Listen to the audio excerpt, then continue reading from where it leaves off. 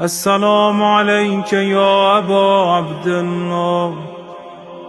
السلام عليك يا ابن رسول الله. السلام عليك يا خيرة الله وابن خيرته. السلام عليك يا ابن أمير المؤمنين وابن سيد الوصيين. السلام عليك يا ابن فاطمة سيدة نساء العالمين. السلام عليك يا ثار الله وابن ثاره والوتر الموتور. السلام عليك وعلى الأرواح التي حلت بفنائك.